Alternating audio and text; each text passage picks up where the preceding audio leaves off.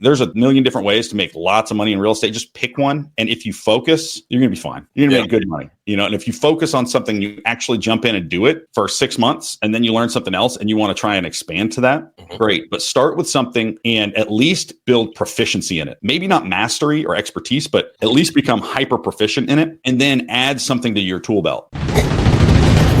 Welcome to the Contrarian Capitalist Podcast, the ultimate destination for accredited investors and entrepreneurs seeking alternative wealth building strategies.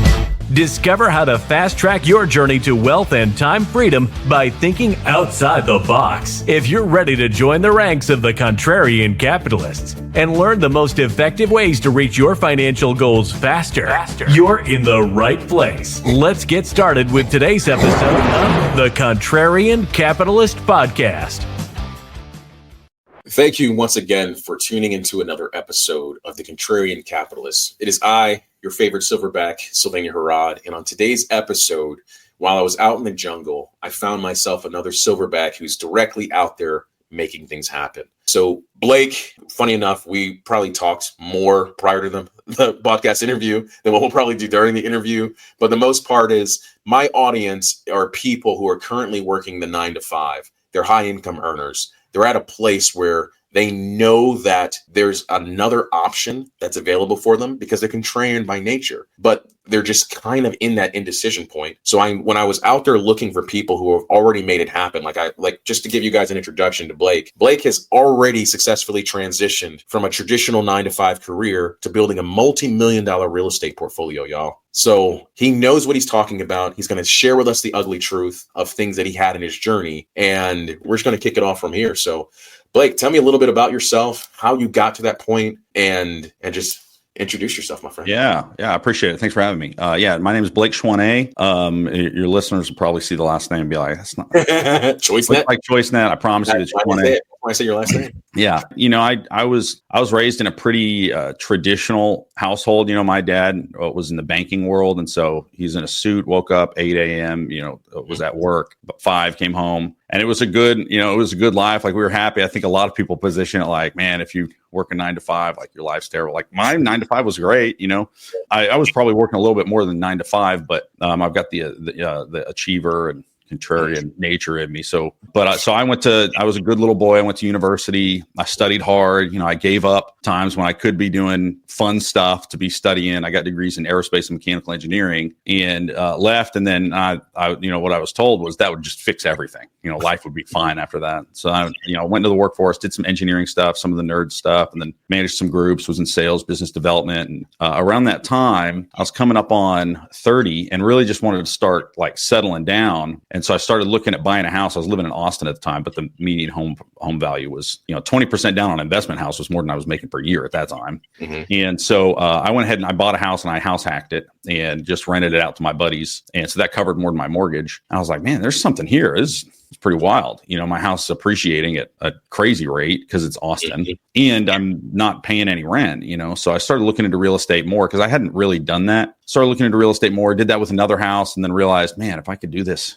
every year for 15 years, put all these houses on 15-year notes, I wouldn't have to work ever again. So once I defined like the 15-year window, I was like, how can I shrink that? And so I started looking at markets that were oriented for cash flow, started investing remotely, and built a multimillion-dollar portfolio in about 18 months, retired in 2 years, self-made millionaire after that. And I don't come from money, we didn't have a bunch of money. I didn't marry into money. So the idea that this was possible was like, not for me. Like, that's for other people. And I'm sure that it's, it's great, whatever, but that's just not in my future. And then discovered that money you can just kind of create and figure it out. And it's a skill, it's part of a game. So built up that portfolio. And then after I retired at 32 and thought that's pretty dope. And then after about probably 2 weeks of sitting around, I was like, man, I'm bored out of my mind. What am I going to do?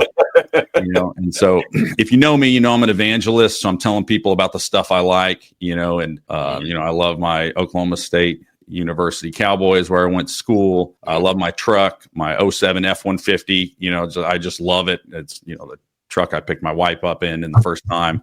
And so I'm not going to get rid of it ever. I love my wife and my kids. And so I was just nerding out, telling people about real estate, and I had so many people asking me to help them that I was like, this is kind of infringing on my lifestyle goals, like the time I want to spend with my wife and my son. And so I just started systematizing and putting it together. So now I work on building my portfolio and helping other people do the same, whether they live in a good market or not, whether they got money or not. And so yeah, that's kind of my story. Man, I love everything that you were sharing because, like yourself, I retired at 38. And I remember sitting there at different moments and going, I don't like vacation because normally it takes me by like day 3 to kind of like settle in to where I'm at, because my brain is always like running. It was conditioned to like run to think about other things that I need to be doing. And I told my wife, like, when I retire, my definition of retirement was I'm going to stop spending most of my time doing the things I don't want to do and start spending time doing most of the time doing what I want to do. Mm-hmm. And I leave that 20% variable just for honey-do list because the ADHD in me is like, okay, there's different tasks that my wife needs to get done. Let me make sure I put it on the priority list, even though it's dopamine hit. Dude, it's wild that you're ADHD because I'm hyper ADHD too. Yeah. And I noticed with a lot of like high achievers and a lot of entrepreneurs, like ADHD is just, you're like, oh wait, you too? Oh, yeah. Cool. Yeah. It's because we can hyperthread. Yeah. So like it's unique how we can hyper thread if we can get to the point of emotional regulation, to where like you don't, just because you can doesn't mean you should, but that brain can see what's not there at the current moment. Mm-hmm. Yeah. So because it can see hyper threaded conversations, I can work on this business at this moment while I'm also thinking about what I need to do for the family, and you can balance multiple things at one period of time. Yeah. So it's life's little gift. It's probably why when we were kids in classes we couldn't sit still. Is because we need to be kinesthetic. We need to be moving and doing things. And maybe what kind of created some of the contrarian nature in us. Correct. Because we're like, you guys are living in this one lane, but I got 6 lanes going on. Like, let's roll. One window, 32 tabs open. Exactly. Like, yes, that's my story. And so I literally have just this screen and this tab and everything on Do Not Disturb. Because if not, I'm going to be in this conversation, but thinking about 7 other things at the same time. Exactly. So that leads me to like, you were explaining a little bit about like real estate investing and people that you're serving. What was the thing about real estate that really like stuck to you as why you decided to go that route? It's interesting you ask that because, whenever people are asking, what are you going to do when you grow up? Those types of questions. I never thought real estate because I wanted it to be sexy and unique. And so I always said architect because I liked drawing. And I like math. Yeah. Like I've got the creative in me. I actually started in university as a saxophone major. I studied jazz saxophone. I've got my saxophone over here. But then I ended up in engineering. And so I've got those 2 components. But I didn't even think about real estate because it was too normal. It was too average, at least in my mind there. And so I didn't really think about it until I got into Austin and I saw, what rental values or what home values were doing. And from there, I was really compelled by 1, the ability to get cash flow monthly. Mm-hmm. And then 2, the use of debt to be able to allow you to essentially afford something that you otherwise just couldn't afford. Mm-hmm. And it actually being a good decision. I was raised on Dave Ramsey. So when I bought my first house, I was like, my dad's rolling over in it. Well, I guess he's not in his grave yet, but like he would be rolling over, that I was taking out so much debt. And so I was freaked out by $250,000 of debt. But then as I learned about debt and how you can use it and how it's valuable if used correctly, I was like, dang, this is crazy. And so at first the cash flow was really what kind of got to me because I wanted to get to a point where I had enough cash flow to where I could do whatever I wanted with my time. I wasn't 100% sure what I wanted to do with my time. I thought maybe I'll do full-time ministry, or I had spent some time in Northeast India near Nepal and doing some community development over there. I thought maybe I'll do that and I can fund that work, or maybe I'll do something else. But so first it was the cash flow, and then I learned about the tax advantages and the debt pay down, and then on top of everything, the appreciation is pretty sweet too. So I think those are the things that and they're not making any more of it. It's the single greatest wealth creator in the history of the world. And so I think, with demand continuing to go up, we're not building enough, right? We're like 15 million units short on residential. So, those property values are only going to keep going up. So I thought, let's try it out, see how it works. And I'm glad I did. What's interesting hearing your story is that 1, I played the saxophone in elementary school. So I love the sound of saxophone. I was also I thought I was going to be an architect, because I love drawing things, and I ended up in engineering because it's so interesting seeing synchronicity is like, and so now because of the engineering folks, it helped me understand like the quantitative side of things. Yeah. Where I always consider myself a scientist. I'm like, I'm testing. It's the engineer in me. It's like, oh, cool. If you want to do it, test it, see how it works out. And I don't believe anything unless I have data to back it. Yeah. So then I realized that like real estate becomes a beautiful marriage because real estate is just numbers. It's just math. If you can, like, when it comes to like mergers and acquisitions and doing that, you realize there's so much complexity into it versus real estate. It's just math. And if you don't like math, don't do it because it's just simple. Is it going to cash flow? What is my debt? How am I going to cover it? What's my appreciation? That's it. It's just a simple formula. And once you reach the formula, you can realize, okay, based upon my risk tolerance determines exactly what assets I decide to spend time with, you know? And that's the nice thing about it is like my whole approach is real estate's a science. It's not an art. Like an art, you can't, you could work so hard and you'd never be as good as somebody, what I saw like a 9-year-old playing piano the other day, just unbelievably, or like mixing and creating full productions as a 9-year-old. I could study my whole life and I wouldn't get that good. That's pretty disheartening. Like when I was playing the saxophone and I'd listen to John Coltrane, one of two things would happen. Either I'd be so motivated, I'd go practice for hours, or most of the time I'd be so discouraged because I knew I was never going to get there that I'd be like, what am I doing with my life? You know what I mean? Yeah. I just practiced 5 hours and I'm never going to be able to do that, So yeah, just being able to science it and get to the point where if you define your metrics for success ahead of time, if the numbers say that it's above that number, it's a go. You should offer on that property. And if it's below it, then no, you shouldn't. But there's a lot of, I think, particularly engineers, like highly analytical people, maybe people in finance, doctors, just people that are more analytical, they really struggle with analysis paralysis.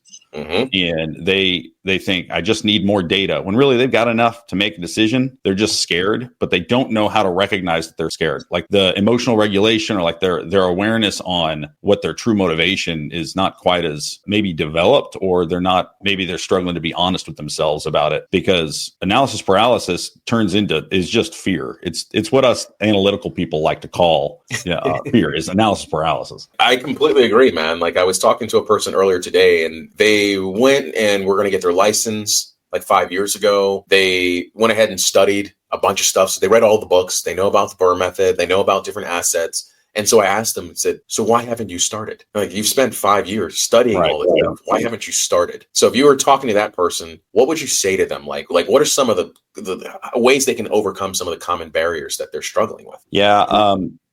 Action is the first component, but you're wondering like, what do I take action on? Usually these types of people, the difference between an engineering problem and a creative problem, and where engineers and these highly analytical people make mistakes is they think that every problem is an engineering problem.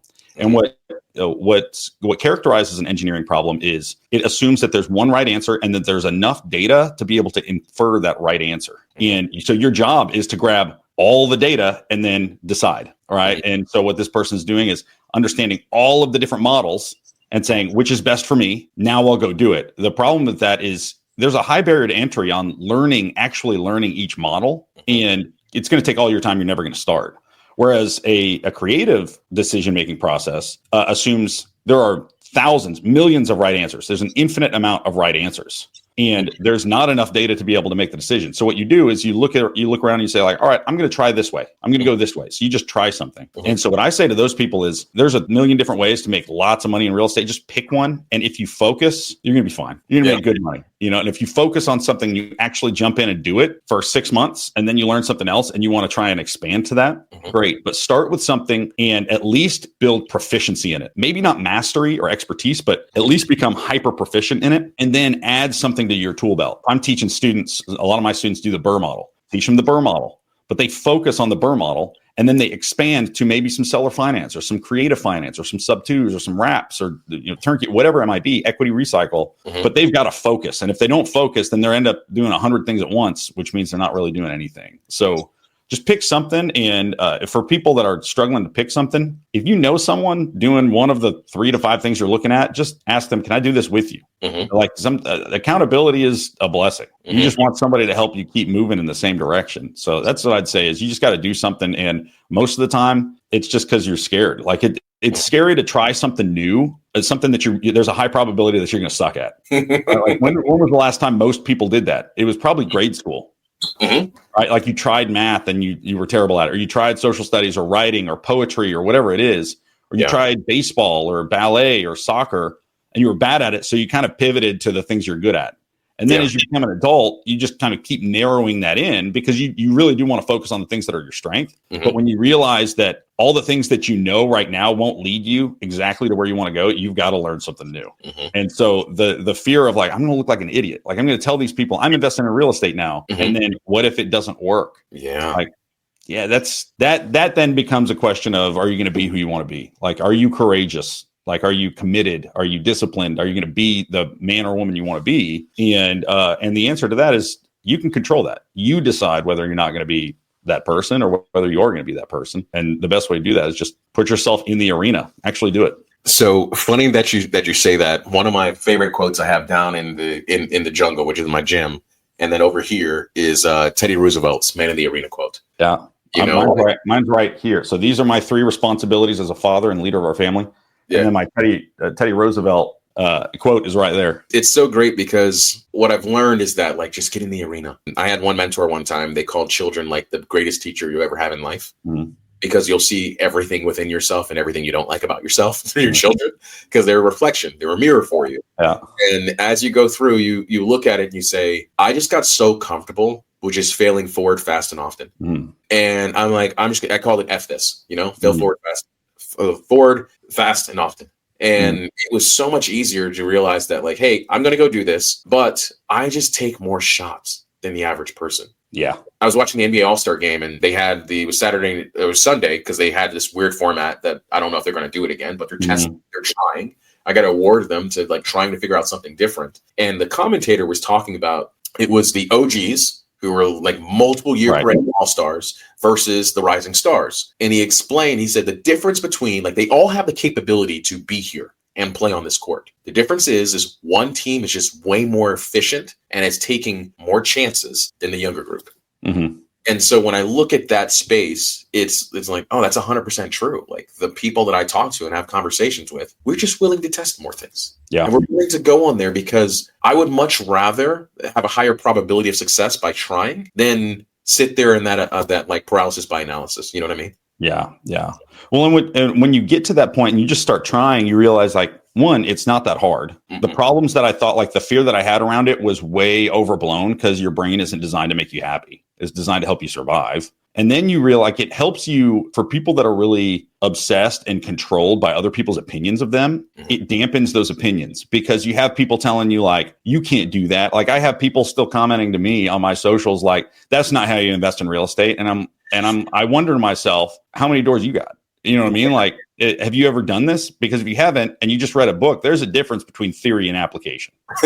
Like, your opinion doesn't matter to me because you haven't gone where I want to go. And so you're not even trying, And so it allows me so easily to just say, and I used to be really controlled by people's opinions. And now it's so much easier because I'm like, well, I'm actually doing it. Like, if you're trying to tell me how to get a 6-pack and you got a beer gut, like, that's just not, you're not going to help me get a 6-pack, Yeah. That reminds me of, so I'm a diehard Philadelphia sports fan. So, and football's my favorite sport. Eagles are my number one team. So, like, I love Jalen Hurts because, like, I've watched him go from the first freshman quarterback to ever start for Nick Saban to losing that national championship his freshman year to a BS call because it was a pick play that Clemson ran, to getting replaced in the national championship and still showing up his junior year and being there the entire year, not being a baby, going to OU, playing well, and then getting drafted. I couldn't be even happier that we drafted him. I just wanted to see. Yeah. You know what I mean? Like, I want to see you get drafted, then to watch what turned into when everybody doubted him the entire time, because that really showed me those in the cheapest seats chirp the loudest. Oh, yeah. And then watching him not only play in the game, but be the MVP of the game was like the highlight of everything that I've taught upon, which is, like, nobody doing anything better than you is going to criticize you. Ever. No. Ever, No. It's like looking back at your younger self and being like, dude, you're doing it. Like, you're the reason I am where I am. And for all the mistakes you made, you're doing it. Like, you're trying your best. Yeah. Like, it's just. And with Jalen, I was an Oklahoma State guy. And so anybody that plays for OU, I hate him. But to see, like, how he played and who, even I like Baker too. Yeah. But, like, those guys, you have to respect them. Because I mean, Jalen was told by whenever he left Bama, he talked to Nick Saban, and Nick Saban said you should probably leave because you don't have the I think it was the deep ball accuracy or whatever. So I'm going to go with, I think it was Tua or it was Tua. Yeah, it's Tua. So I'm going to go with him. And so he transferred because essentially the greatest coach in the history of college football said, "You're not good enough for me." Right. And he said it in a good way, but he said that. And so he went to OU and did exactly what Saban said. And now look at him. So Saban told him to go to OU. He said, that's your only shot you have.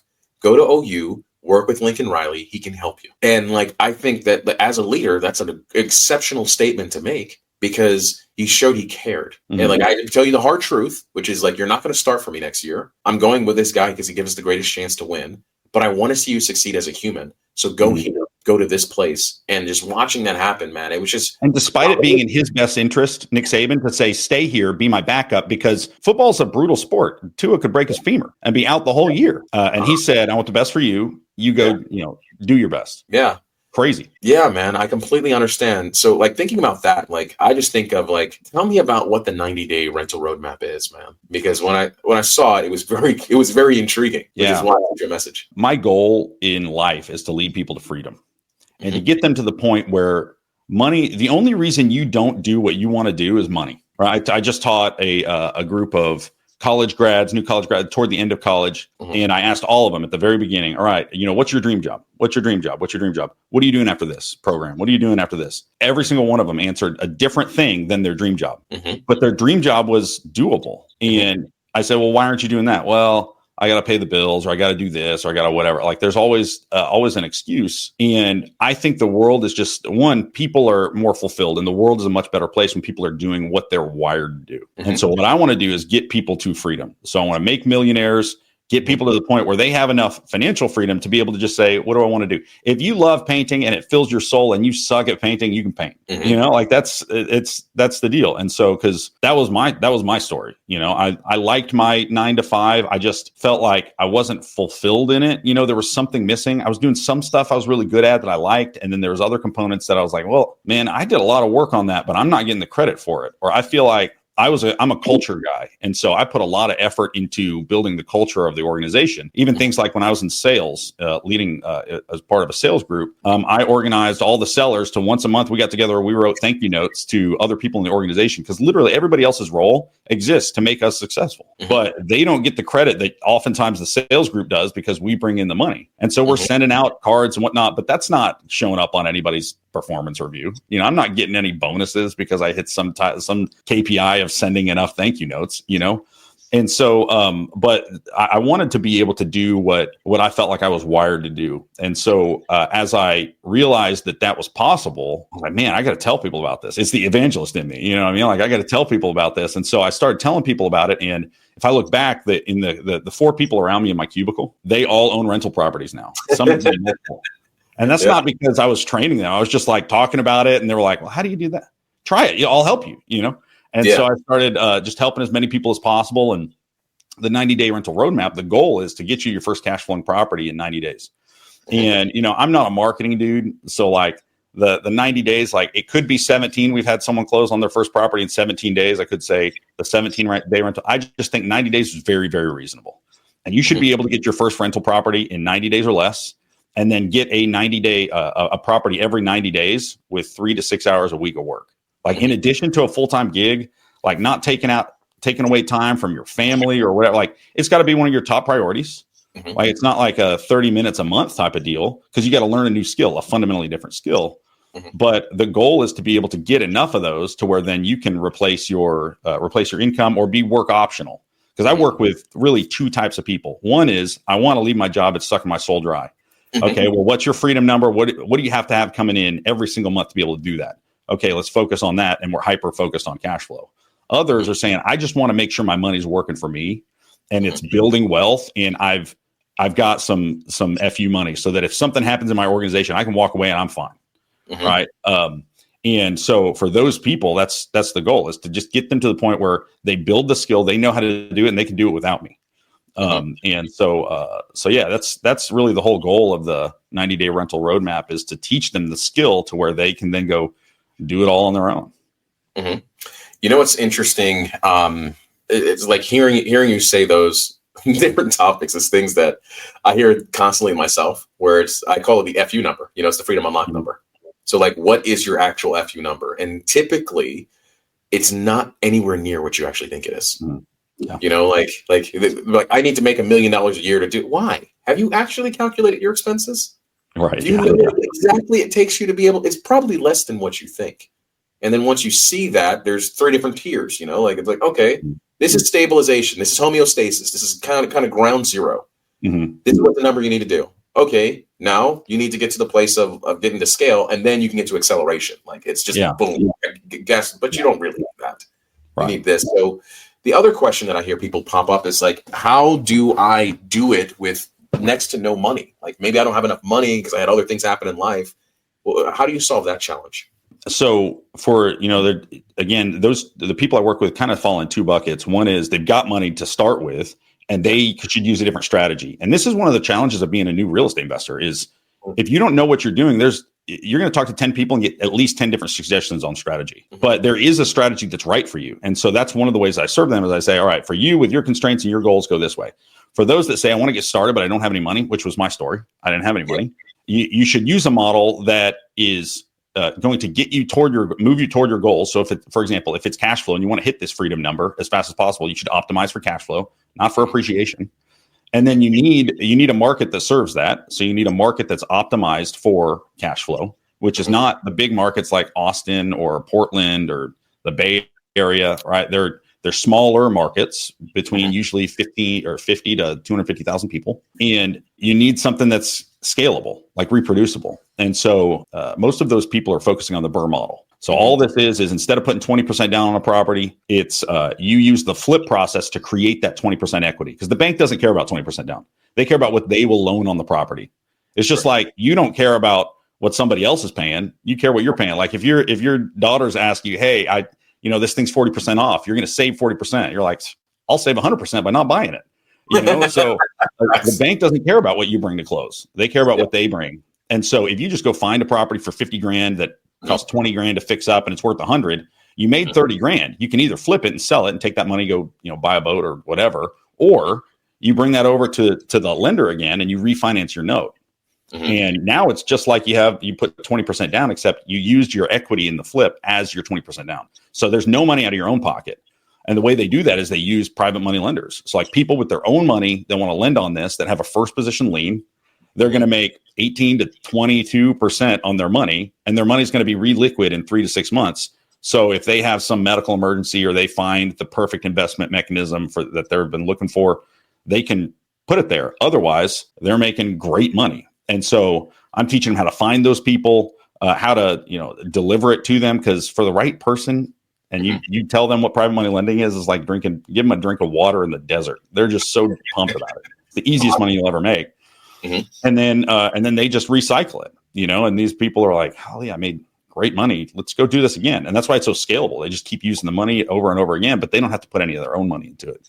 So that's how I coach them to do that, because that's how I built my portfolio.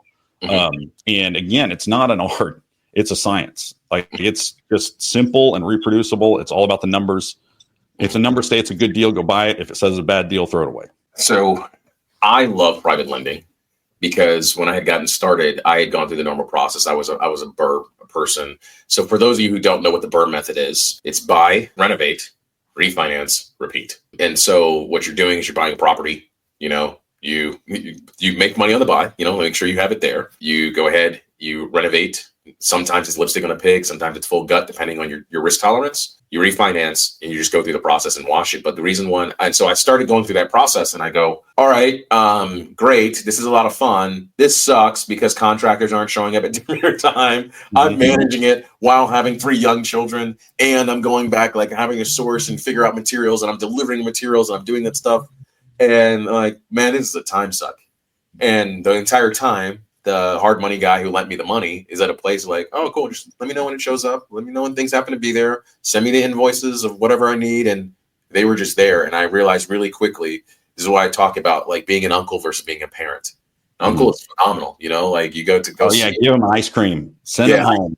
Send them home. Do things. And it's such a much funner process because you make the returns on your money and you just keep rinsing your money constantly, to make sure it's going there.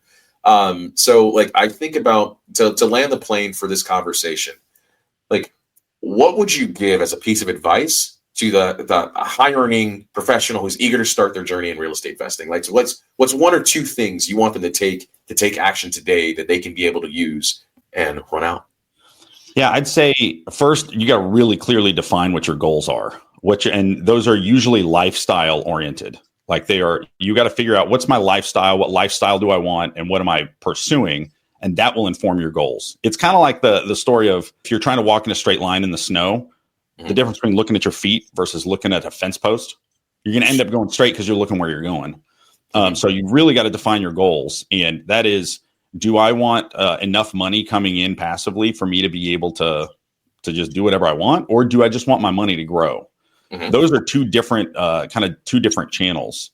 If you just want your money to grow, then buying some class A and B properties makes sense with 20% down. I mean, you can cash flow, you find a good market, you can cash flow $300 a month, maybe $400 a month on a property. And that cash on cash return is probably going to be 10 or 15%. And you got a ton of tax benefits. Mm-hmm. If you really want to scale and orient for cash flow, you got to find a cash flowing market.